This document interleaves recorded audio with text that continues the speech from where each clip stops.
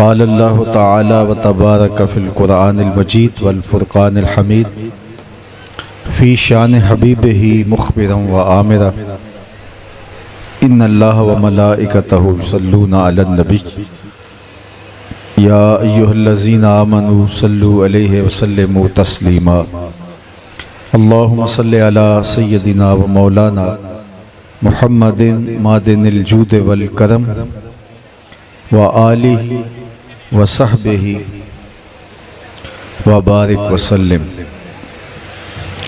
حمد و تعریف و توصیف اللہ جل مجدہ الکریم کی ذات بابرکات کے لیے جو خالق کائنات بھی ہے اور مالک ششہات بھی۔ اللہ جل وعلا کی حمد و ثنا کے بعد رسول رحمت شفیع معظم نبی محتشم حضور ختمی المرتبت صلی اللہ علیہ وآلہ وسلم کے حضور ناز میں اپنی عقیدتوں، ارادتوں اور محبتوں کا خراج پیش کرنے کے بعد واجب الاحترام ذوی الاحتشام عالی مرتبت سامعین و حاضرین، السلام علیکم ورحمۃ اللہ وبرکاتہ۔ موسم رحمت ربیع الاول شریف اپنی تمام تر رعنائیوں کے ساتھ جلوہ ساما ہوا۔ میں اور آپ اپنے آقا و مولا حضور ختمی المرتبت صلی اللہ علیہ وآلہ وسلم کے حضور ناز میں اپنی عقیدتوں اور محبتوں کا خراج پیش کرنے کے لیے آج کے اس اجتماع میں شریک ہونے کا شرف پا رہے ہیں۔ بارگاہ عزتی میں دعا ہے ہماری حاضری کا ایک ایک لمحہ قبول فرمایا جائے۔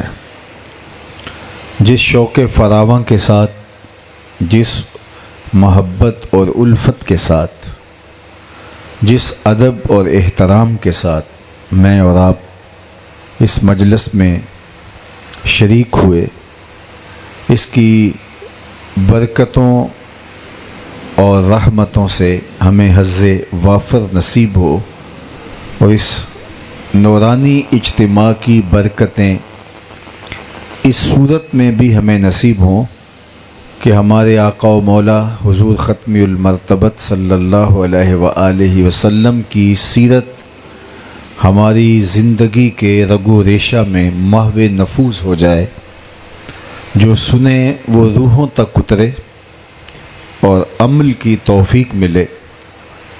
ہم اپنے آقا و مولا سے صرف محبت دعوی زبان تک محدود نہ رکھیں، بلکہ ہمارے عمل، ہمارے رویے، ہمارے طرز معاشرت، انداز زیست اور زندگی کے تمام شعبوں میں حضور علیہ السلام کی سیرت کا رنگ جھلکتا دکھائی دے۔ اور آج کی اس بابرکت محفل کی برکتیں ہمیں حضور کی قربت کا ذریعہ اور سبب بنے، منتظمین کو اس کی جزائے خیر عطا کی جائے، علماء کرام، عمائدین شہر اور معزز سامعین حاضرین جس طرح تشریف لائے، اللہ تعالیٰ سب کو یہاں سے اٹھ کے گھر جانے سے پہلے اس اجتماع کی برکتیں نصیب فرمائے۔ صدیوں قبل حضور اس دنیا پہ جلوہ گر ہوئے تھے، لیکن ماحول کی شگفتگی بتاتی ہے جیسے کوئی کل ہی گزر کے گیا ہو۔ زمین سے آسمان تک، آسمان سے لامکاں تک ہے، کہاں کھولے تھے گیسو یار نے، خوشبو کہاں تک ہے۔ ہم نے اتنا تذکرہ نہ کسی کا ہوتے دیکھا نہ ہوا جتنا ذکر میرے حضور علیہ السلام کا ہو رہا ہے۔ میرے امام نے کہا تھا، کان جدھر لگائیے تیری ہی داستاں ہے۔ گھر گھر انہی کی باتیں اور ہر لب پہ انہی کے نام کا چراغاں ہے، اور اہل محبت آپ کا ذکر کر کے قلب کی تسکین اور روح کے قرار کا سامان کرتے ہیں۔ اللہ تعالیٰ جل شانہ نے وہ مرتبہ رفیع اپنے محبوب کو عطا کیا جو انہی کا مقصوم ہے۔ یوں تو پیغمبر، رسول، اولو العزم ہستیاں، عالی مرتبت شخصیات دنیا کے اوپر جلوہ گر ہوتی رہیں، اور ان کے وجود کی برکتوں سے کفر، ظلم، جبر مٹتا رہا، اور ان کے پاکیزہ وجود کی اجالے پھیلتے رہے۔ اللہ کا ہر نبی قابل عزت ہے، قابل تکریم ہے، اور اللہ نے اپنے ہر پیغمبر کے ذریعے سے ظلم اور جبر اور اندھیروں اور کفر کو مٹایا، لیکن جو شان اور جو رفعت اور جو مقام اللہ نے اپنے محبوب کو دیا وہ انہی کا حصہ ہے۔ تلک الرسل فضلنا بعضهم علی بعض منہم من کلم اللہ ورفع بعضهم درجات۔ کہا یہ وہ رسول ہیں جن کو ہم نے ایک دوسرے پر فضیلت دی ہے، ان میں سے کوئی ایسا بھی ہے جس نے اللہ سے شرف کلام پایا، اور کوئی ایسا بھی ہے جو درجوں میں سب سے اوپر چلا گیا۔ کوئی فلک تے رہ یار گیا، کوئی جا سدرہ تے ہار گیا، ایک کالیاں زلفاں والا سی جڑا عرش تو بھی لنگ پار گیا۔ کوئی حد ہے ان کے عروج کی بلغ العلا بکمالہ، جن بلندیوں تک وہ پہنچے وہاں کسی کا تصور اور تخیل بھی نہیں پہنچ سکتا۔ وہ مقامات رفیع اللہ نے اپنے محبوب کو عطا فرمائے۔ آئیے میں تمہیں ایک مجلس رحمت میں لے چلتا ہوں۔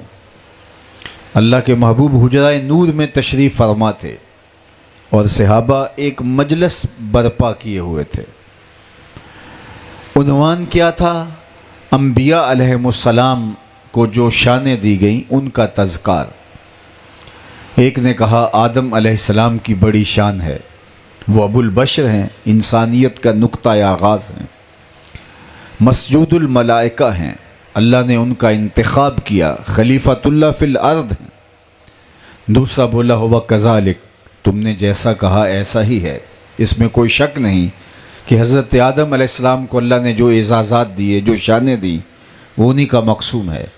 لیکن شان حضرت ابراہیم کی کون سی کم ہے کہ وہ اللہ کے خلیل ہیں، خلت کا تاج ان کے سر پہ پہنایا گیا، امتحانات میں ڈالے گئے تو سرخرو ٹھہرے، بیٹے کی گردن پہ چھری رکھ دی۔ یہ تماشائے لب بام نہیں تھا، لیکن اللہ کی رضا جوئی کے لیے اس مرحلے سے بھی گزرے۔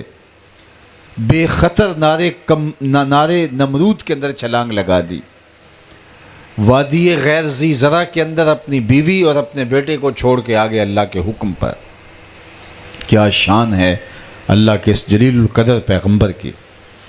تیسرے نے کہا ہوا کذالک، ہاں ایسے ہی ہے، لیکن شان حضرت موسیٰ علیہ السلام کی کون سی کم ہے، سر طور خدا سے ہم کلام ہونے والا اللہ کا کلیم۔ اللہ نے ان کو جو عصا عطا کر رکھا تھا وہ کئی معجزات پر مشتمل تھا، کبھی اژدہا بن جاتا، کبھی روشنی دینے لگتا، کبھی اس سے بکریاں ہانکتے، اور کبھی اتنا لمبا ہو جاتا کہ پتے جھاڑتے، کبھی ٹیک لگا کے کھڑے ہو جاتے۔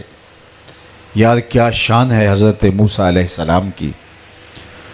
ایک بولا ہوا کذالک، ہاں ہاں ایسے ہی ہے، لیکن شان حضرت عیسیٰ علیہ السلام کی کون سی تھوڑی ہے۔ کلمۃ اللہ، روح اللہ، بن باپ کے پیدا ہوئے، اللہ نے ان کو جو شانیں عطا کی وہ انہی کا مقصوم ہے۔ لوگوں کے پیٹ ان کے سامنے شیشے کی بوتلوں کی طرح تھے، جو لوگ کھا کے آتے وہ بھی بتا دیتے، اور جو ذخیرہ کر کے آتے وہ بھی بتا دیتے۔ مردے کو ٹھوکر مارتے وہ اٹھ کے باتیں کرنے لگ جاتا، کوڑی کے جسم پہ ہاتھ پھیرتے شفا ہو جاتی، نابینا کی آنکھوں پہ انگلی رکھتے نور اتر آتا، مٹی کا پرندہ بنا کے اس کو پھونک مارتے ہوا میں لہرا دیتے اور وہ اڑنے لگتا۔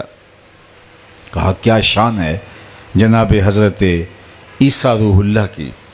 بات یہاں تک پہنچی تھی تو بات آپ جانتے ہیں کہ آگے کہاں تک جانی تھی، لیکن اگلا مضمون شروع ہونے سے قبل حضور خود ہی تشریف لے آئے۔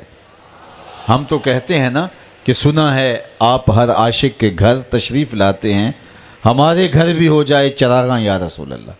لیکن یہاں کیا ہوا کہ عملاً چراغاں ایسے ہوا کہ حضرت عیسیٰ تک انبیاء کا تذکرہ کرتے کرتے صحابہ پہنچے، مختلف نبیوں کا ذکر کیا تھا۔ جب بات یہاں تک پہنچی تو اللہ کے محبوب حجرہ انور سے باہر نکلے اور حضور تشریف فرما ہو گئے۔ صحابہ کے چہروں پر خوشی کے آثار حویدہ ہوئے۔ فرمایا میں تمہارے کلام کو بھی سنا ہے اور تمہارے تعجب کرنے کو بھی سنا ہے۔ انبیاء کی شان پر تمہارا تعجبیہ اظہار اور وہ خوشی کی وجہ سے تعجب کیا جاتا ہے۔ کبھی تعجب کسی اور کی وجہ سے کیا جاتا ہے، کبھی مسرت میں تعجب کیا جاتا ہے۔ فرمایا میں تمہارا کلام بھی سنا اور تمہارا تعجب کرنا بھی سنا۔ تم نے کہا آدم علیہ السلام صفی اللہ ہیں، بڑی شانوں کے مالک ہیں، ہوا کذالک، ایسے ہی ہے۔ تم نے کہا حضرت نوح نجی اللہ ہیں، ہوا کذالک۔ تم نے کہا ابراہیم خلیل اللہ ہیں، ہوا کذالک۔ تم نے کہا عیسیٰ روح اللہ ہیں، کلمۃ اللہ ہیں، حضرت موسیٰ کلیم اللہ ہیں، ہوا کذالک۔ تم نے درست کہا، لیکن فرمایا الا وانا حبیب اللہ، سن لو میں اللہ کا حبیب ہوں۔ الا وانا حبیب اللہ ولا فخر، لیکن میں اس پہ فخر نہیں کرتا۔ یہ بات بطور فخر نہیں کہہ رہا، بلکہ حقیقت واقعیہ ہے جو حضور بیان کر رہے ہیں۔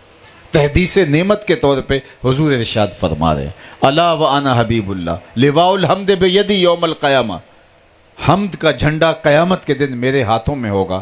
اور یہ تم نے جتنے نبیوں کا ذکر کیا ہے، آدم علیہ السلام سے لے کر حضرت عیسیٰ تک، یہ سارے کے سارے نبی میرے جھنڈے کے سائے تلے ہوں گے۔ ولا فخر، اور میں اس پہ فخر نہیں کرتا۔ انا اکرم الاولین والآخرین، جو گزر گئے ہیں میں ان کا بھی افتخار ہوں، ان میں سے افضل اور اشرف ہوں، آنے والوں میں بھی افضل و اشرف ہوں۔ ولا فخر، اور اس پر میں فخر نہیں کرتا۔ جنت کا دروازہ میرے لیے کھولا جائے گا اور مجھے سب سے پہلے جنت میں داخلے کا اعزاز ملے گا، اور میرے ساتھ مسلمانوں کے فقراء ہوں گے، اور اس پر میں فخر نہیں کرتا۔ یہ اللہ کے محبوب فرما رہے ہیں۔ یہ ہے شان میرے اور آپ کے آقا و مولا کی۔ نبی سارے محترم ہیں، عظمتوں کے مالک ہیں، یوں تو سارے نبی محترم ہیں، مگر سرور انبیاء تیری کیا بات ہے، جو رفتیں آپ کو ملی ہیں، جو شانیں آپ کا مقصوم ہوئی ہیں۔ اب ایک ایک نبی کی عظمتوں اور رفتوں اور عطا کیے گئے معجزات اور براہین کو دیکھیں، پھر حضور علیہ السلام کو عطا کردہ معجزات اور حضور کی شانوں اور حضور کی عظمتوں کے بیان کی طرف آئیں تو آپ کو یوں لگے گا کہ حضور نبیوں میں ایسے ہیں جیسے پھولوں میں گلاب ہوتا ہے اور ستاروں میں مہتاب ہوتا ہے۔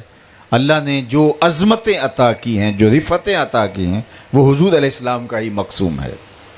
آدم علیہ السلام ابو البشر ہیں، اس میں کوئی شک نہیں، انسانیت کا نقطہ آغاز ہیں، لا شک کافی ہے، مسجود الملائکہ ہیں، اس میں کوئی دوسری رائے نہیں۔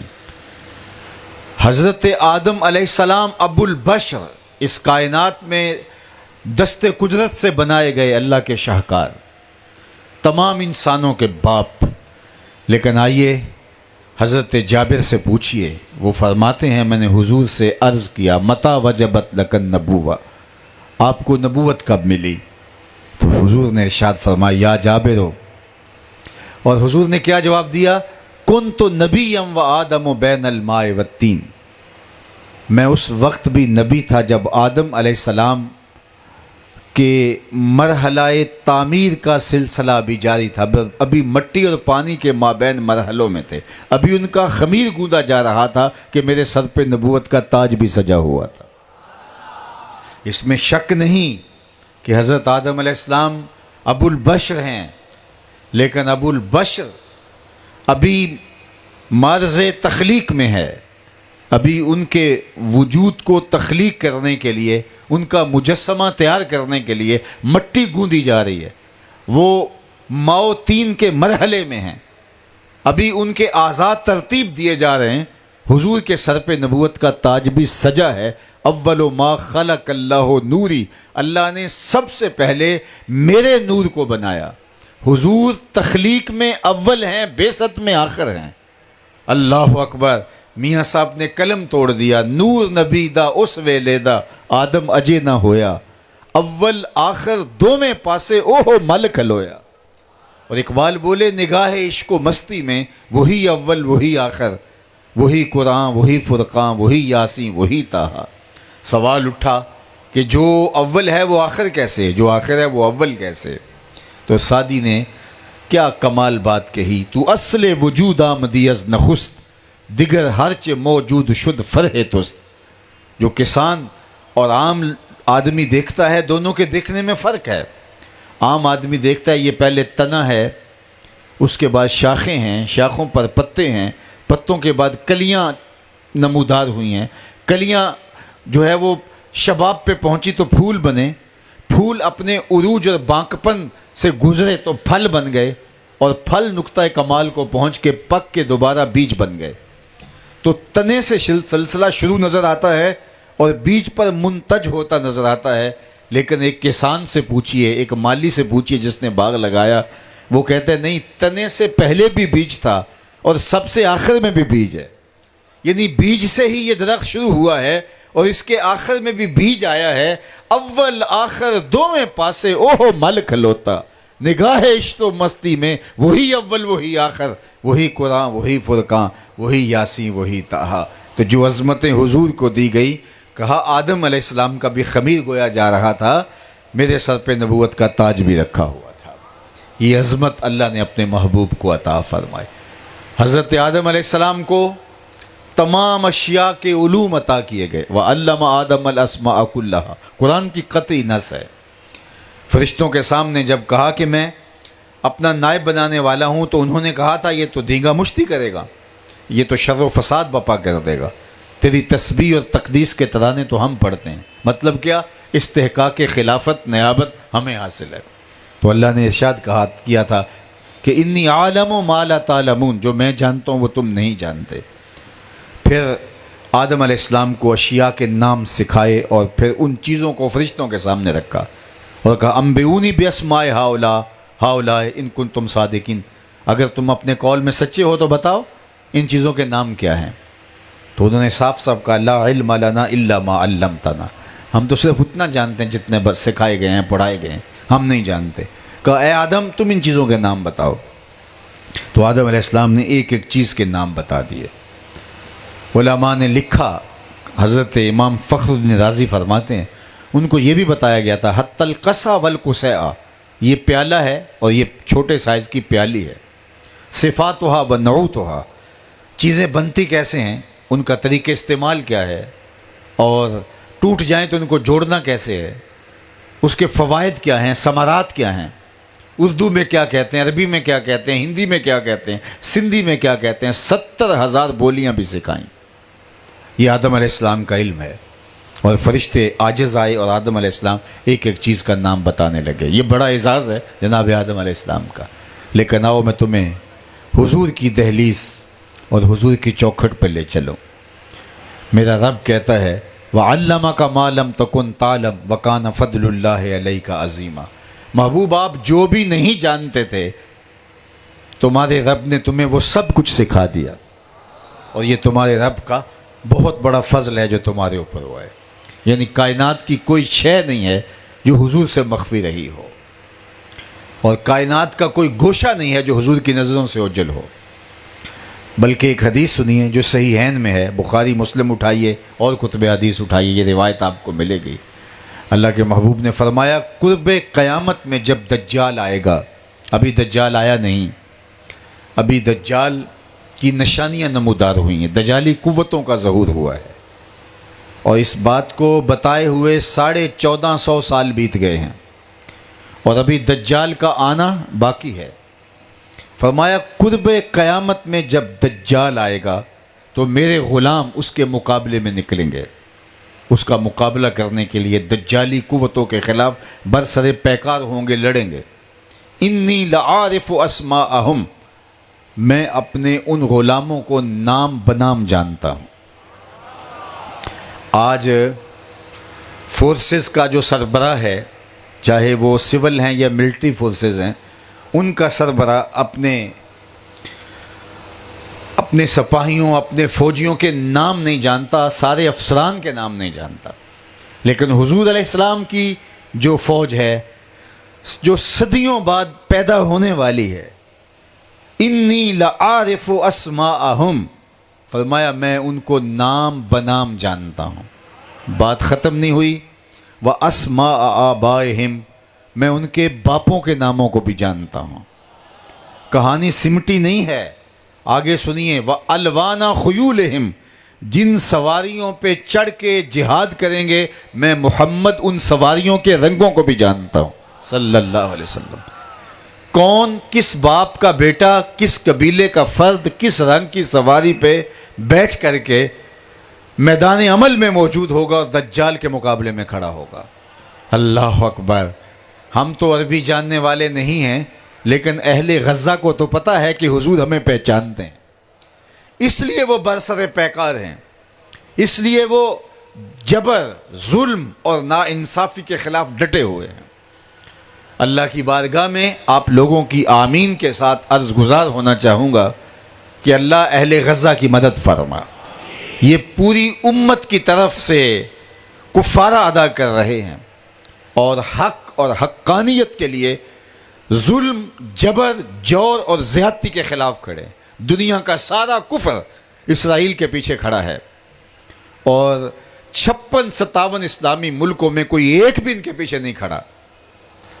نہتے آلات حرب و ضرب بھی بہت محدود ہیں، تعداد میں بہت تھوڑے. جس خطے میں کھڑے ہو کر کے جبر کو للکارا ہے وہ بھی 10-12 کلومیٹر سے لے کر 44 کلومیٹر کی ایک چھوٹی سی پٹی ہے، جس کے ایک طرف سمندر ہے اور ایک طرف، دو طرف اسرائیل ہے اور ایک طرف صرف 11-12 کلومیٹر جو ہے وہ مصر کا بارڈر لگتا ہے جو بند ہے. اور یہ سینڈوچ بنے ہوئے ہیں درمیان کے اندر. لیکن کیا جذبہ ہے ان لوگوں کا کہ میدان عمل میں موجود ہیں. دنیاوی اسباب، آلات حرب و ضرب، کسی کی پشت پناہی، کسی کی تائید.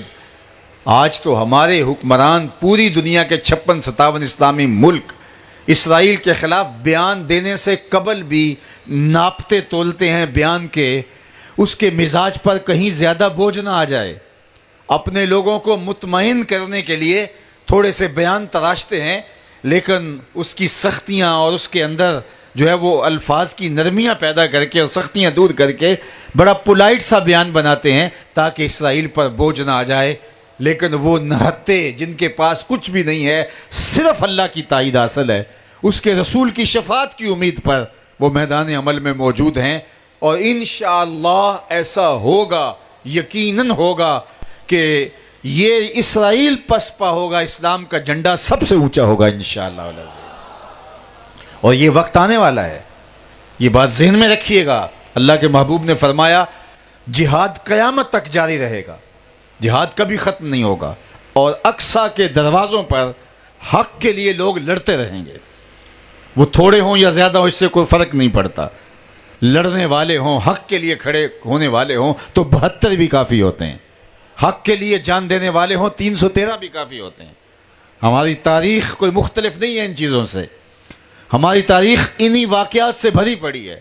یہ تھوڑے سے لوگ، بلکہ حدیث پاک میں آتا ہے کہ قرب قیامت میں لوگ جو مسلمان ہیں وہ 3 گروہوں میں بٹ جائیں گے. 3 گروہوں میں بٹ جائیں گے. کفر تو جمع ہوگا اور وہ دجالی قوتوں کے ساتھ ہوگا، دجال کا ظہور ہو جائے گا اور مسلمان 3 گروہوں میں بٹ جائیں گے. ایک گروہ وہ کہ جس کو قتل کر دیا جائے گا، جو ختم کر دیا جائے گا، تہہ تیغ ہو جائے گا. دوسرا گروہ وہ کہ جو منطقیں تراشے گا، اپنی کمزوری کو حکمت کا نام دینا شروع کر دے گا اور کہے گا کہ اتنی بڑی قوت کے سامنے، اس بپھرتے ہوئے طوفان کے آگے بند باندھنا ہمارے بس کا روگ نہیں ہے. اس طوفان کے آگے کچلے جائیں گے، مارے جائیں گے. حکمت یہ ہے کہ ایک سائڈ پہ ہٹ جائیں اور اس کا مقابلہ ہمارے بس کا روگ نہیں ہے. تو دوسرا گروہ، ایک بہت بڑا گروہ امت کا، وہ فرار کا رستہ یوں اختیار کر لے گا، منطق تراش کر کے، اس کو حکمت کا نام دے کے، اس کو اپنی دانائی قرار دے کے، اس کو اپنی دانش مندی قرار دے کے جہاد کے راستے سے ہٹ جائے گا. صرف ایک گروہ فرمایا قائم رہے گا جو ظلم کے خلاف لڑتا رہے گا اور اقصیٰ کے دروازوں پر کھڑا رہے گا اور حق اور حقانیت کے لیے پوری قوت کے ساتھ میدان عمل میں موجود رہے گا. اور حضرت امام مہدی بھی انہی کے پاس آئیں گے، حضرت عیسیٰ بھی انہی کے پاس آئیں گے. حضرت عیسیٰ ان کے پاس نہیں جائیں گے جو آسودہ بنکروں کے اندر بیٹھے ہوں گے، بڑے بڑے محلات کے اندر بڑی لمبی لمبی گاڑیاں لیے بڑے آسودہ زندگی گزار رہے ہوں گے۔ ہمارے جیسے محض خطبے دینے والوں کے پاس حضرت عیسیٰ نہیں آئیں گے۔ حضرت عیسیٰ ان کے پاس آئیں گے جو برسر پیکار ہوں گے، جو میدان عمل میں موجود ہوں گے۔ اللہ اکبر! اللہ کے محبوب علیہ السلام نے اس منظر کو بیان کیا ہے کہ وہ وقت کتنا شاندار ہوگا جب عیسیٰ ابن مریم نازل ہوں گے۔ دمشق کی جامع مسجد کے شرقی مینار سے اتریں گے حضرت عیسیٰ علیہ السلام۔ تازہ وضو کے آثار آپ کے چہرے سے حویدہ ہوں گے، اور صفیں ترتیب دی جا چکی ہوں گی، نماز کے لیے اقامت کہی جا چکی ہوگی، فجر کی نماز کا وقت ہوگا۔ تو حضرت عیسیٰ آئیں گے تو حضرت امام مہدی انہیں کہیں گے آپ آئیے اور امامت کروائیے۔ تو حضرت عیسیٰ حضرت امام مہدی سے کہیں گے نہیں، امامت آپ ہی کروائیں۔ تو حضرت امام مہدی مصلی پہ کھڑے ہوں گے، صف میں باقی مسلمانوں کے ساتھ حضرت عیسیٰ نماز پڑھیں گے۔ میرے اور آپ کے آقا و مولا کا چہرہ خوشی سے تمتما رہا تھا۔ فرمایا وہ وقت کیسا ہوگا جب عیسیٰ ابن مریم آئیں گے لیکن امام تم سے ہوگا۔ عیسیٰ ابن مریم بھی آئیں گے لیکن امام تم سے ہوگا۔ تو حضرت عیسیٰ آئیں گے، اس وقت امت 3 گروہوں میں بٹ چکی ہوگی۔ میں نے کہا ایک کٹ چکی ہوگی، ایک فرار کی راہ اختیار کر چکی ہوگی، اور ایک میدان عمل میں موجود ہوگی، اگرچہ وہ بہت تھوڑے لوگ ہوں گے۔ تو حضرت عیسیٰ علیہ السلام ان سے کہیں گے بتاؤ کیا کرنا ہے۔ اگر آپ کہیں تو میں اللہ کے حضور ہاتھ اٹھاتا ہوں، التجا کرتا ہوں اور یہ دشمن غرق ہو جائیں، اور ایسا ہی ہوگا۔ اور اگر آپ کہتے ہیں تو ہم ان کے خلاف لڑتے ہیں، اللہ ہمیں فتح دے گا۔ بتاؤ ان 2 راستوں میں سے کس راستے کو اختیار کرنا ہے؟ جو صدیوں سے لڑتے آ رہے ہوں گے تو انہیں تو یہی کہنا چاہیے کہ آپ ان کو بد دعا دیجئے اور یہ ختم ہو جائیں، لیکن وہ کہیں گے نہیں، ہم ان کے ساتھ لڑنا چاہتے ہیں، ہم لڑ کے میدان جیتنا چاہتے ہیں۔ حضرت عیسیٰ علیہ السلام جب سانس لیں گے، جس طرح نمک پانی میں پگھلتا ہے، ان کے انفاس کی خوشبو سے دجال پگھلے گا، اور پھر اللہ مسلمانوں کو اتنی شاندار فتح عطا کرے گا کہ کسی پتھر کے پیچھے بھی کوئی صہیونی چھپے گا تو اللہ جل شانہ کے اذن سے وہ پتھر آواز دے کے مسلم مجاہد سے کہے گا کہ ادھر آ، یہ ظالم میرے پیچھے چھپا ہوا ہے۔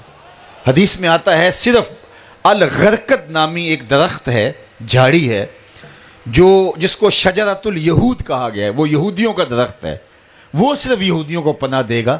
اس کے علاوہ نہ درخت، نہ کوئی اور پتھر، نہ کوئی اور جگہ، نہ کوئی اوٹ ان کو پناہ دے گی۔ وہ بول کے کہیں گے ہمارے پیچھے یہ ظالم چھپا ہے، اور مسلمان آگے بڑھ کے اس کا سر کاٹیں گے۔ اور پھر وہ منظر حدیث پاک میں، صحیح حدیث میں آتا ہے کہ ایسا پھر منظر ہوگا کہ اللہ اسلام کو فتح دے گا۔ جو دجال ہے وہ مارا جائے گا بھاگتا ہوا مقام لد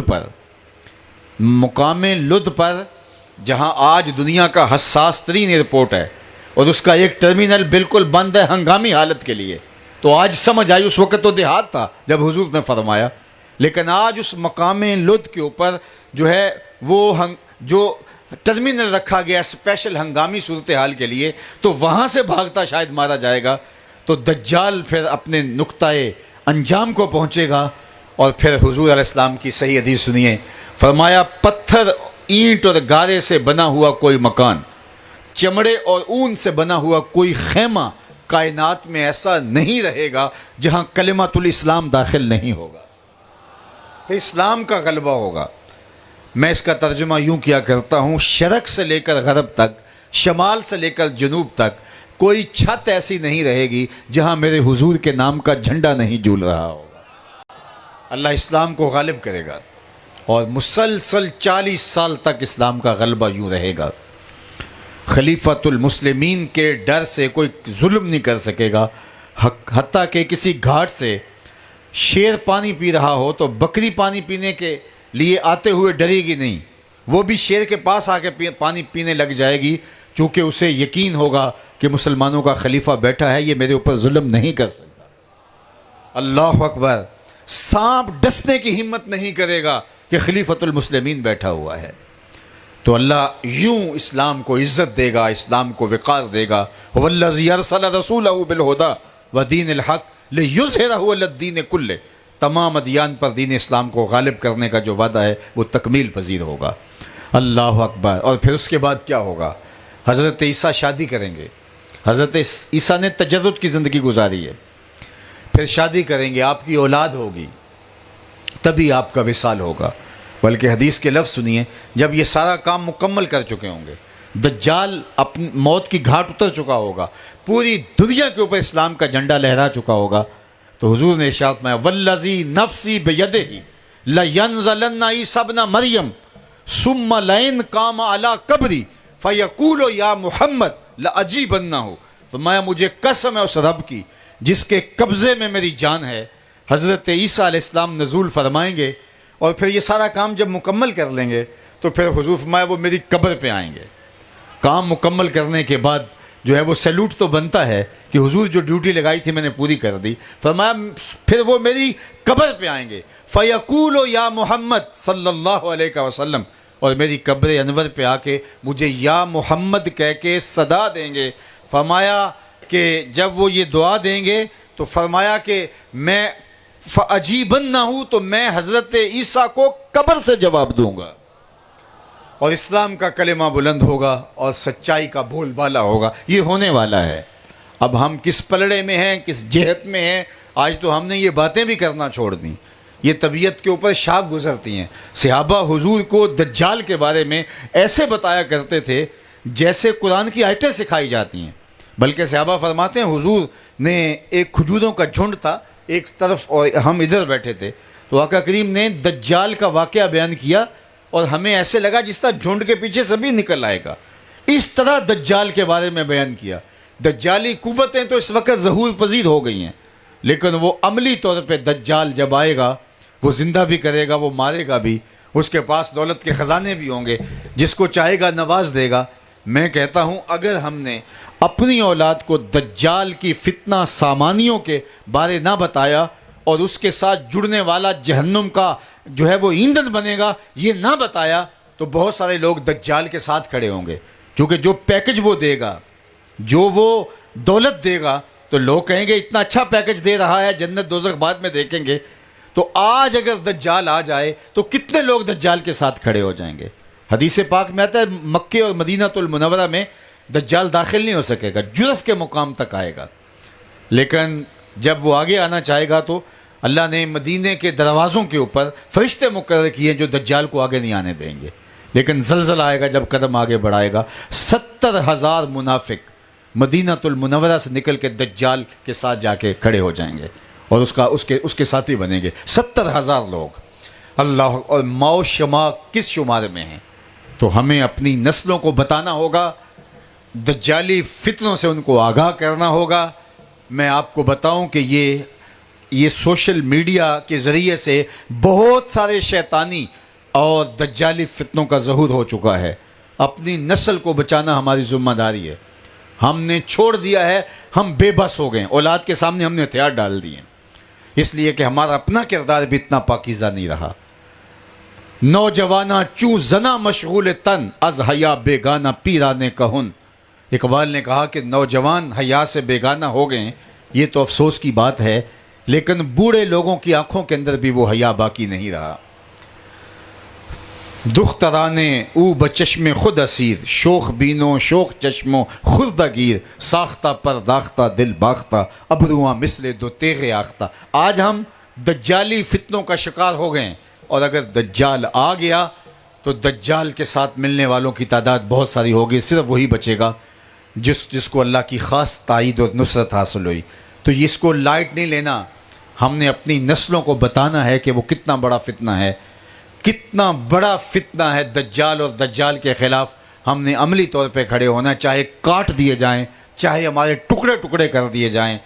اقصیٰ کے ان مجاہدوں کو میں سیلوٹ پیش کرتا ہوں کہ جو مٹھی بھر ہونے کے باوجود وقت کے جابر اور دجالی قوتوں کے خلاف کھڑے ہیں۔ انہیں پتہ ہے کہ ان کے بچوں کا کیا ہوگا اور ان کے ساتھ کیا کیا جائے گا، لیکن حق اور حقانیت بھی کوئی دولت ہوتی ہے، وہ بھی کوئی طاقت ہوتی ہے، وہ بھی کوئی توانائی ہوتی ہے۔ تو سنو، حضور نے فرمایا قرب قیامت میں جب دجال آئے گا تو میرے کچھ غلام اس دجال کے مقابلے میں نکلیں گے کتنے عظیم لوگ ہوں گے کہ حضور نے ارشاد فرمایا انی لعارف اسماءہم، میں اپنے ان غلاموں کو نام بنام جانتا ہوں، واسماء آبائہم، ان کے باپوں کے ناموں کو بھی جانتا ہوں، والوان خیولہم، اور ان کے گھوڑوں کے رنگوں کو بھی جانتا ہوں۔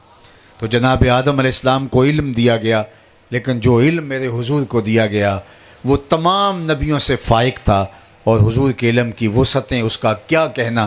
حضرت آدم کے لیے فرشتوں نے سجدہ کیا، لیکن امام قاضی ثناء اللہ پانی پتی تفسیر مظہری میں لکھتے ہیں کان فی جبہتہ نور محمد صلی اللہ علیہ وآلہ وسلم، کہ حضرت آدم کی پیشانی میں حضور کا نور ہی تو جھلک رہا تھا، سجدہ تو اس نور کو ہوا تھا۔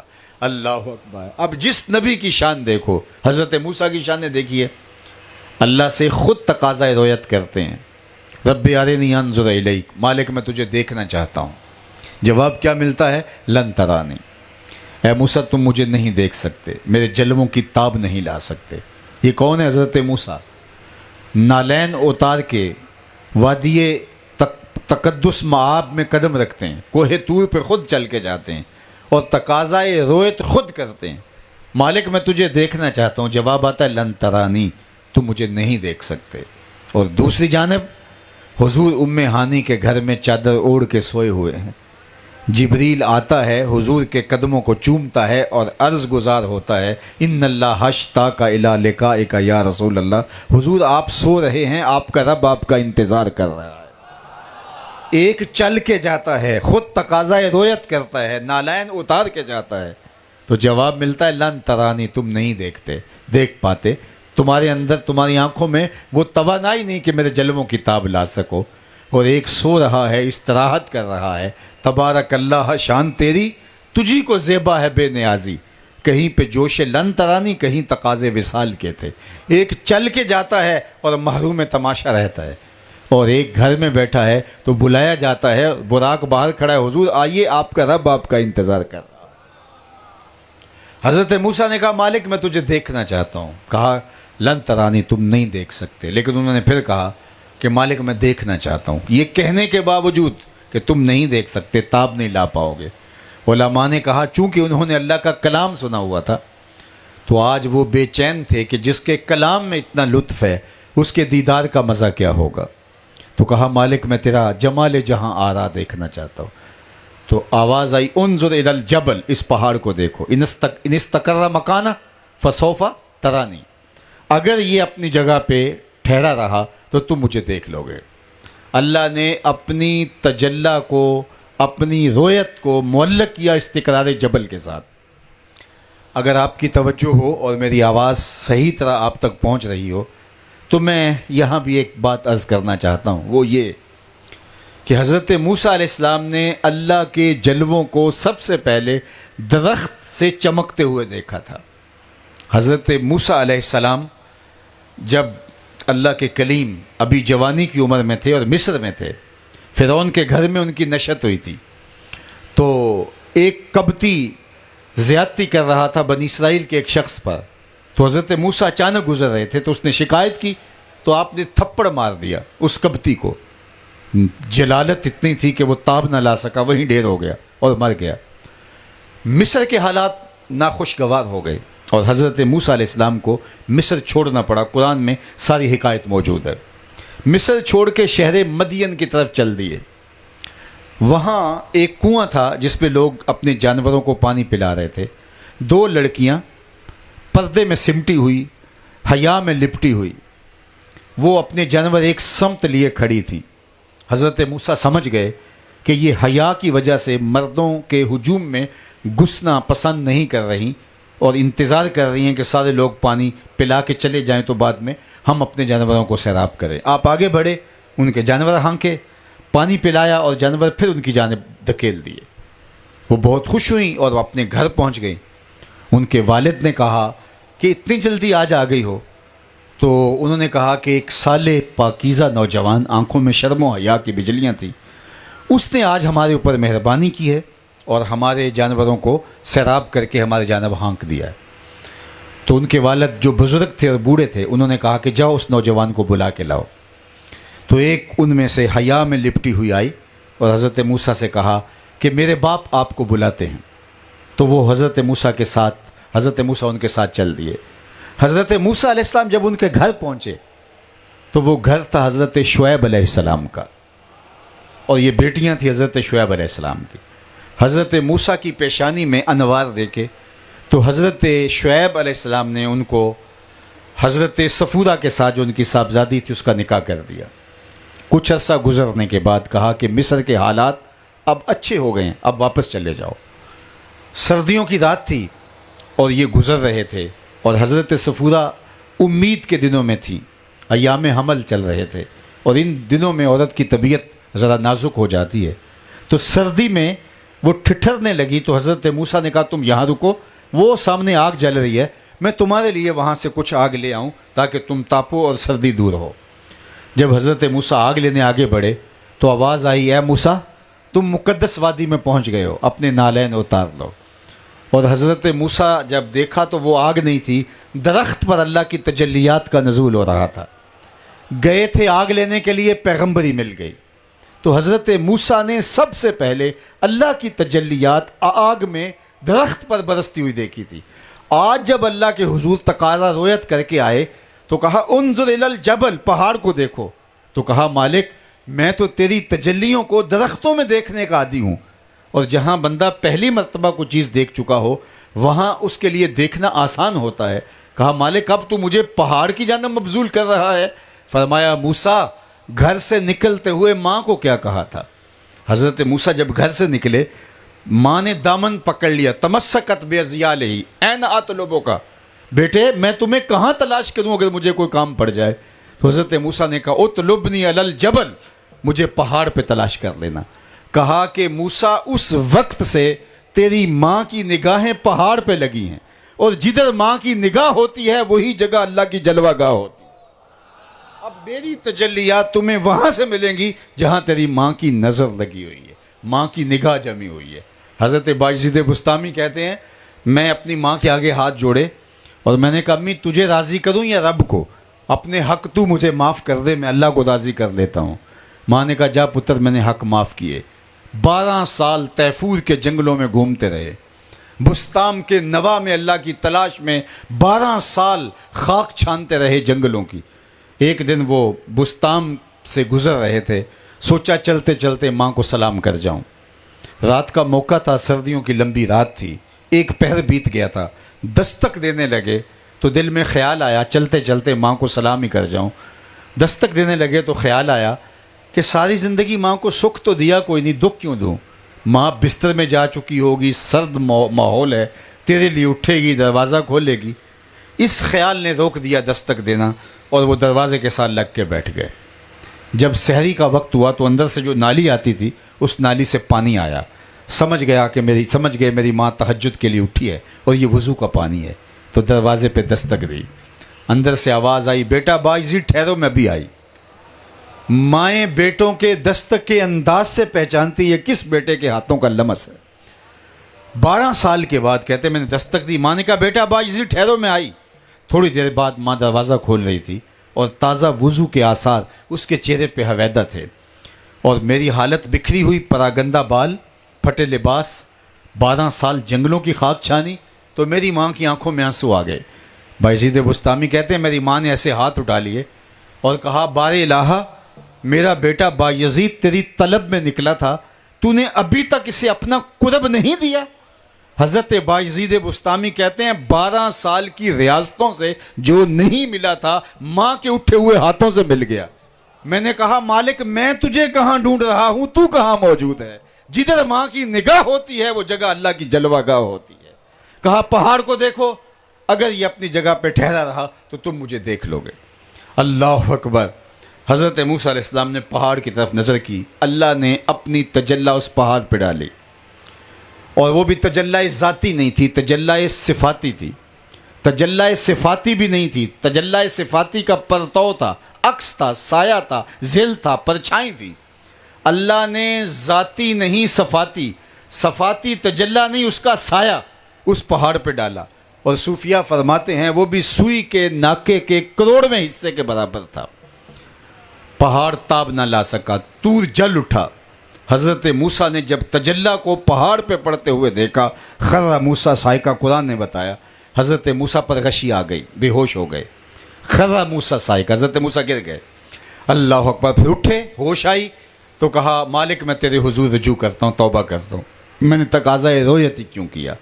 تجلی صفاتی کا پرتو جو سوئی کے ناکے کے کروڑویں حصے کے برابر تھا، پہاڑ پر دیکھ کر، پڑھتے ہوئے دیکھ کر تاب نہ لا سکے۔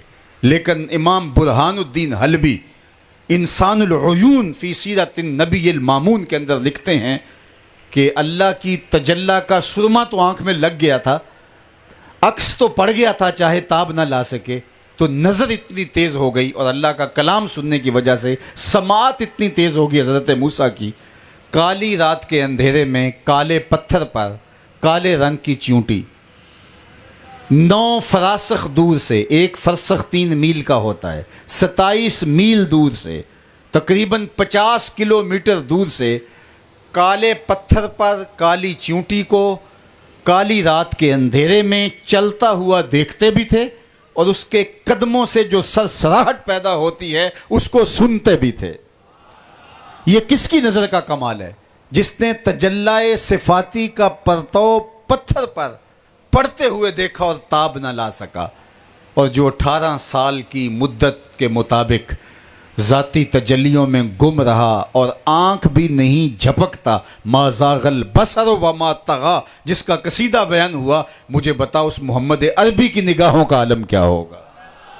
اسی لیے فرمایا انی ارا ما لا ترون واسمع ما لا تسمعون، جو میں دیکھتا ہوں وہ تم نہیں دیکھتے، اور جو میں سنتا ہوں وہ تم نہیں سنتے۔ اللہ کے محبوب صلی اللہ علیہ وآلہ وسلم کی نگاہوں کا یہ عالم ہے۔ تجلی ذاتی میں گم رہے حضور، اور 18 سال کی مدت کے برابر، اور حضور نے آنکھ بھی نہیں جھپکی۔ وہاں تو تجلی صفاتی کا پرتو پڑا پہاڑ پر اور تاب نہ لا سکے، اور یہاں کمال یہ ہے کہ جب اس جمال جہاں آرا کو دیکھا تو قرآن نے کہا ما زاغ البصر وما طغى، نہ آنکھ جھپکی نہ آنکھ بہکی۔ کیسی آنکھ ہے یار، ذرا توجہ ہو آپ کی، تو یہ دنیا پر پہلی مرتبہ ہوا کہ منظر نے نظر کی تعریف کی۔ ہمیشہ نظر منظر کی تعریف کرتی ہے۔ آپ کسی نظارے کو دیکھتے ہیں تو آپ ہی تعریف کرتے ہیں کیا نظارہ تھا۔ شمالی علاقہ جات میں جاتے ہیں موسم گرما میں، تو پہاڑوں پر جمے ہوئے برف اور کوثاروں کے مناظر کو آپ بیان کرتے ہیں، پھوٹتے جھرنے، بہتی ندیاں، اور جھیل کی طرح جو ہے وہ آنکھ کی طرح بچھی ہوئی جھیلیں۔ اقبال نے بھی کہا تھا من خدارا آنجا دیدم بے حجاب، میں نے وہاں اللہ کے جلوے بے نقاب دیکھے۔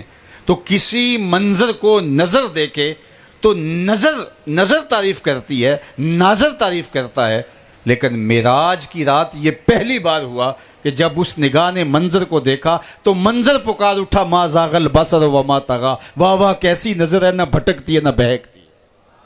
تو یہ ہے اس نگاہ کا عالم۔ جس سمت میں دیکھو، جناب یوسف علیہ السلام کو حسن دیا گیا، اور ان کے حسن کی دہائی تھی۔ زلیخا دل ہار بیٹھی، اللہ اکبر، بلکہ انہوں نے کہا، تانا دیا، ملک تیموس کی بیٹی ہو کر، عزیز مصر کی بیوی ہو کر ایک غلام پہ دل ہار گئی۔ یہ باتیں جب زلیخا تک پہنچی تو اس نے کوئی مناظرہ کرنے کی نہیں ٹھانی، اس کو پتا تھا تیرا علاج نظر کے سوا کچھ اور نہیں۔ کہا کہ یہ مناظرے سے، گفتگو سے، بحث سے نہیں مانیں گی۔ ان سب کو دعوت پہ بلایا، ان کے ہاتھوں میں فروٹ دیے اور چھریاں دیں، اور جب وہ کاٹنے لگی تو جناب یوسف ساتھ والے کمرے میں تھے، ان کو جا کے کہا وقالت تخرج لہن، 2 لمحوں کے لیے آ جا، میرے پیار کی لاج رہ جائے۔ یہ کہتی ہیں غلام پہ دل ہار گئی، انہیں پتہ چل جائے غلام ہے یا امام ہے۔ حضرت یوسف نے ہلکا سا نقاب سرکایا اور یہ ناشپاتیاں کاٹنے لگی تھیں، لیکن جو ہی جناب یوسف کے چہرے سے نقاب ہٹا ان کے ہوش اڑ گئے، ناشپاتیاں کاٹنے لگی تھیں۔ فَقَطَّعْنَ أَيْدِيَهُنَّ وَقُلْنَا حَاشَ لِلَّهِ مَا هَٰذَا بَشَرًا إِنْ هَٰذَا إِلَّا مَلَكٌ كَرِيمٌ۔ قرآن نے بیان کیا تو انگلیاں ان کی کٹ گئیں اور خون بہنے لگا، اور کہنے لگی یہ تو کوئی بشر ہے ہی نہیں، یہ تو کوئی مقرب فرشتہ ہے۔ اللہ اکبر، جب تک دیکھا نہ تھا تو کہتی تھی غلام پہ دل ہار گئی، لیکن جو ہی دیکھا تو انگلیاں کٹ گئیں۔ اب سیدہ عائشہ کی سنیے رضی اللہ تعالی عنہ، محبوب کائنات لوامی زلیخاں لو رأینا جبینہ، فرماتی ہیں کہ زلیخا پر اعتراض کرنے والی، ملامت کرنے والی، جنہوں نے جمال یوسفی دیکھا اور انگلیاں کاٹ لیں، کہا اگر وہ میرے حضور کی پیشانی دیکھتی دل کاٹ لیتی۔ وہ اللہ نے اپنے محبوب کو حسن دیا ہے۔ لکھاں آئے لوک زمانے تے محبوب خدا جیا کوئی نہیں، لکھاں سونے بن بن بیندے نے اودی خاک پا جیا کوئی نہیں۔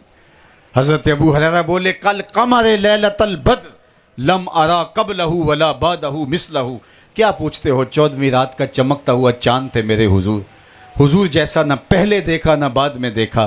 حضرت حسان بن ثابت پاس ہی کھڑے تھے، کہا دیکھتے کیسے، کسی ماں نے جنم دیا ہو تو دیکھیں، خدا نے وہ سچا ہی پن چھڑیا جدے وچ محمد نو ٹالیا سی، حسینہ جمیلاں دا منہ موڑ دیتا، محمد بنا کے قلم توڑ دیتا۔ ایسا پیکر تراشا، ایسا چہرہ بنایا، ایسا جمال دیا، رخ مصطفیٰ ہے وہ آئینہ کہ اب اس سا دوسرا آئینہ، نہ کسی کی بزم خیال میں نہ دکان آئینہ ساز میں۔ وہ جمال اللہ نے اپنے محبوب کو عطا فرمایا۔ رخ کے آئینے میں مصور سجا ہوا، چہرے کی ہر لکیر پہ قرآن لکھا ہوا، آنکھیں کے باب حرم کھلا ہوا۔ کیا جمال، کیا خوبصورتی، کیا جو ہے وہ کیا شمائل اللہ نے اپنے محبوب علیہ السلام کو عطا فرمائے۔ تو جناب یوسف علیہ السلام کا حسن وراء الورا ہے، لیکن جب کہانی حضور کے حسن تک آتی ہے تو کہا لوامی زلیخاں لو رأینا جبینہ، جنہوں نے انگلیاں کاٹی تھی اگر وہ میرے حضور کی پیشانی دیکھ لیتی تو وہ سر کاٹ لیتی، وہ دل کاٹ لیتی۔ اللہ اکبر۔ اور یہاں میں اپنی بات کو مکمل نہیں کر پاؤں گا جب تک میں اپنے امام کا وہ شعر آپ کے سامنے نہیں رکھ سکتا، جو کہ صنعت تضاد کا اردو ادب کے اندر بے مثیل شعر ہے۔ حسن یوسف پہ کٹی مصر میں انگشت زنا، حسن یوسف پہ کٹی مصر میں انگشت زنا، 6 چیزیں ہیں۔ حسن ہے جناب یوسف علیہ السلام کا، اور انگلیاں کٹیں کن کی؟ مصر کی عورتوں کی۔ مصر کی عورتوں نے جناب یوسف کے حسن کو دیکھ کر کے ان کی انگلیاں کٹ گئیں۔ یہ 6 چیزیں ہیں۔ اب تضاد آئے گا اس کے برعکس چیز، اور کمال قلم توڑ دیا۔ ایک طرف حسن ہے جناب یوسف کا، دوسری طرف صرف نام ہے، حسن نہیں نام ہے۔ ادھر انگلیاں ہیں ادھر سر ہیں، یہ انگلیاں عورتوں کی ہے، وہ سر مردوں کے ہیں۔ یہ عورتیں مصر کی ہیں، وہ مرد عرب کے ہیں۔ ادھر کٹی ہیں ادھر کٹاتے ہیں، تسلسل جاری ہے۔ اب شعر کا لطف لیجئے۔ حسن یوسف پہ کٹی مصر میں انگشت زنا، حسن یوسف پہ کٹی مصر میں انگشت زنا، سر کٹاتے ہیں تیرے نام پہ مردان عرب، سر کٹاتے ہیں تیرے نام پہ مردان عرب۔ وہاں کٹی ارادہ نہیں پایا جاتا، کاٹنے تو ناشپاتیاں لگی تھیں، کٹ انگلیاں گئی کٹی، اور یہاں کٹاتے ہیں قصد پایا جاتا ہے، ارادہ پایا جاتا ہے۔ ادھر کٹی ماضی کی کہانی ہے، ادھر کٹاتے ہیں، اللہ اکبر، ادھر کٹاتے ہیں، تسلسل جاری ہے۔ اور پھر ایک اور بات کہوں، ادھر انگلیاں کٹ گئیں، ایمان پھر بھی نہ لائیں، ادھر ایمان پہلے لائے سر پھر کٹائے۔ اللہ نے اپنے محبوب کو وہ جمال دیا، وہ خوبصورتی دی، وہ حسن عطا کیا۔ بلبل نے گل ان کو کہا، کمری نے سروے جاں فضا، حیرت نے جھنجھلا کر کہا یہ بھی نہیں وہ بھی نہیں، خورشید تھا کس زور پر، کیا بڑھ کے چمکا تھا کمر، بے پردہ جب وہ رخ ہوا، یہ بھی نہیں وہ بھی نہیں۔ جناب عیسیٰ کی بارگاہ میں حاضر ہوتے ہیں تو وہ مردوں کو ٹھوکروں سے زندہ کرتے ہیں۔ مردوں کو زندہ کرنا، ان کی رکی ہوئی سانس کو بحال کر دینا، ان کے دل کی دھڑکن کو دوبارہ آبادیاں دینا، یہ آپ کا معجزہ ہے۔ لیکن میں آپ کو حضور علیہ السلام کا ایک ایسا معجزہ سناؤں۔ یار زندگیاں تو ملتی ہیں، جو زندگی جس کے اندر پہلے موجود تھی، جو زندگی کا نور نہیں رکھتا میرے حضور نے اس کو بھی دھڑکنیں عطا کی۔ صحیح بخاری اٹھائیے، دیگر کتابیں اٹھائیے، حضور ممبر پر بیٹھے خطبہ دینے کے لیے، اور مسجد نبوی میں ہجوم عاشقاں ہے، ایک جانب سے رونے کی آواز آنے لگی، صحابہ دائیں بائیں دیکھتے ہیں، رونے والا دکھائی نہیں دیتا، اور رونے والا ایسے درد سے روتا ہے کناقۃ الخلود، جس طرح اونٹنی کا بچہ گم ہو گیا ہو، وہ درد سے کراہتا ہے، چیختا ہے، اور اس قدر رونے والا روتا ہے، لیکن سمجھ نہیں آتی رو کون رہا ہے۔ صحابہ دائیں بائیں دیکھتے ہیں، فنزل النبی صلی اللہ علیہ وسلم عن المنبر، حضور ممبر سے نیچے اترے، ایک سمت چل دی ہے، کھجور کا خشک تنا پڑا تھا، حضور نے اس کو آغوش میں سمیٹ لیا۔ تب صحابہ کو پتہ چلا یہ رونے کی آواز تو اس درخت سے آ رہی تھی، چونکہ حضور علیہ السلام جب واز فرماتے تو درخت کا خشک تنا پڑا تھا، اس کے ساتھ ٹیک لگا کے واز کرتے۔ لوگوں کا ہجوم ہو گیا، ممبر بنا لیا گیا۔ آج پہلے دن حضور ممبر پہ بیٹھے، اس کی ضرورت نہیں رہی تھی، صحابہ نے اٹھا کے ایک سائڈ پہ رکھ دیا۔ وہ حضور کی جدائی برداشت نہیں کر سکا، وہ بلک بلک کے بچوں کی طرح رونے لگا۔ حضور اترے اور جا کے اس کو اپنی آغوش میں سمیٹا۔ اللہ اکبر! جس طرح بچھڑا ہوا بچہ ماں کی گود میں آ کے اس کی گگھی بن جاتی ہے، اس کی ہچکیاں آنے لگتی ہیں، اس کی ہچکیاں بن گئی۔ حضور اپنا دستے شفقت پھیرتے رہے، آہستہ آہستہ اس کی ہچکیاں کم ہو گئیں۔ پھر وہ خاموش ہوا تو حضور واپس آئے، صحابہ کی آنکھوں میں استجاب تھا، تو آقا کریم نے تاریخ سا جملہ کہا، سنیے، لو لم افعل ہاکذا لحن الی یوم القیامہ۔ صحابہ اگر میں ممبر سے اتر کے اپنے عاشق زاد کو یوں تسلی نہ دیتا، یہ قیامت تک روتا رہے۔ اللہ اکبر! حضرت محمد بن سیرین تابعی ہیں، وہ اس حدیث کو سن کے رویا کرتے تھے، کہتے جب خشک تنا حضور کی یاد میں روتا ہے تو ہمارے سینے کے اندر تو دھڑکتا ہوا دل موجود ہے۔ تو ہمیں اپنے آقا و مولا کا پیار، حضور کی محبت کس لیول میں ہونی چاہیے اور اس کا معیار کیا ہونا چاہیے؟ میلاد النبی کے اس عالی شان جلسے میں آنے والوں، میرے اور آپ کے آقا و مولا سب نبیوں سے افضل، اشرف، شانوں کے مالک اور پوری کائنات کے محبوب، درخت ان کی یاد میں تڑپیں، احد کی چھاتی پہ قدم آئے تو وہ بھی جھوم اٹھے اور میرے حضور فرمائیں، احد جبل یحبنا ونحبہ۔ احد پہاڑ ہے، پتھر ہے، لیکن ہم سے پیار کرتا ہے، ہم اس سے پیار کرتے ہیں۔ پتھر کا کلیجہ بھی حضور کے پیار میں دھڑکتا ہے، اور ہمارے سینے میں رکھا ہوا دل اگر حضور کی محبت میں پگھلتا نہیں تو پتھر سے بھی بدتر ہیں ہم۔ آئیے میں اور آپ اپنا جائزہ لیں کہ ہمارے سینے حضور کی محبت کے نور سے کیسے معمور ہیں، اور محبت اس بات کی متقاضی ہے کہ جس سے پیار کیا جائے اس کی اطاعت کی جاتی ہے، اس کی فرما برداری کی جاتی ہے۔ سر شام سے اس وقت تک میرے اور آپ نے کے بیٹھنے کا اگرچہ یہ ایک مقصد ہے کہ ہم حضور کا ذکر سنیں، اس سے قلب و روح کی تسکین پائیں اور قرار جاں حاصل ہو، لیکن اس قرار جاں، اس تسکین قلب، محبت اور حضور علیہ الصلوۃ والسلام کے پیار کی باتیں سن کے دل میں الفت کے اضافے کا نتیجہ کیا ہے؟ عمل کی طرف راغب ہونا۔ لیکن اگر ہم عمل کی زندگی میں قدم رکھنے کے لیے بھی آمادہ نہیں تو ہماری محبت رسول ہمارے لیے سوالیہ نشان ہے۔ ہم اپنے اندر اتر کے دیکھیں کہ ہماری محبت محض لفظوں تک محدود تو نہیں۔ آئیے میں اور آپ اس عالی مرتبت اجتماع میں، اس کانفرنس کے اندر عزم کر کے اٹھیں کہ زندگی کا ایک ایک لمحہ حضور کے نام لگا دیں گے۔ جب ہمارا یہ دعویٰ ہے کہ ہم حضور سے محبت کرتے ہیں، حضور سے پیار کرتے ہیں، یار یہاں کوئی بندہ کسی دنیا کے شخص سے پیار کر لے تو اس کی بات نہیں ٹال سکتا، ہم تو آمنہ کے لال سے پیار کرتے ہیں۔ کیسے ہو سکتا ہے؟ محبوب نے جو واضح دو ٹوک تاکید کے ساتھ فرمایا ہو، اس کا تو سوال ہی پیدا نہیں ہوتا کہ اس کا انکار ہو یا اس کے برعکس کوئی عمل ہو۔ محبوب کی تو منشا عاشق سمجھتا ہے کہ محبوب کی منشا کیا ہے، محبوب کی چاہت کیا ہے۔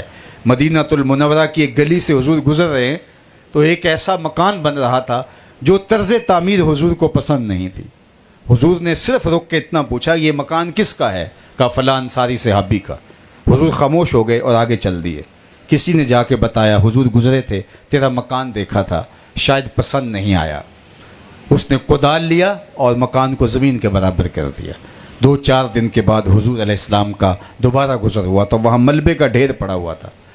اس صحابی کو بلایا، کہا میں گزرا تھا، تیرا مکان دیکھا تھا، آج ملبے کا ڈھیر دیکھ رہا ہوں، کیا ہوا؟ عرض کی حضور میں نے گرا دیا۔ فرمایا کیوں؟ عرض کی سنا تھا آپ کو پسند نہیں۔ میں اور آپ دیکھیں ہمارا کیا کیا حضور کو پسند نہیں، سر سے لے کر پاؤں تک، عقیقے سے لے کر ولیمے تک، نجی زندگی سے لے کر طرز سیاست تک، کاروبار سے لے کر پوری معاشرت دیکھیں ہمارا کیا کیا حضور کو پسند نہیں، اور ہمیں پتہ ہے کہ ہمارا کیا کیا حضور کو پسند نہیں۔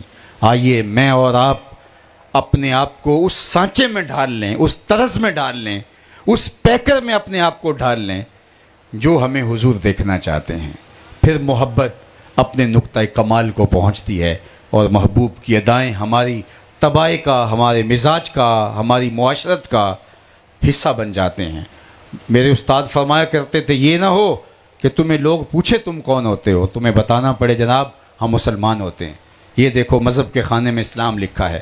آپ فرمایا کرتے تھے صاحب نہ کسی کو پوچھنا پڑے نہ بتانے کی نوبت آئے، تمہاری وضاقتہ، طرز زندگی، انداز معاشرت ایسا ہونا چاہیے تم دور سے چلے آ رہے ہو، لوگ کہیں وہ دیکھو حضور کا غلام آ رہا ہے۔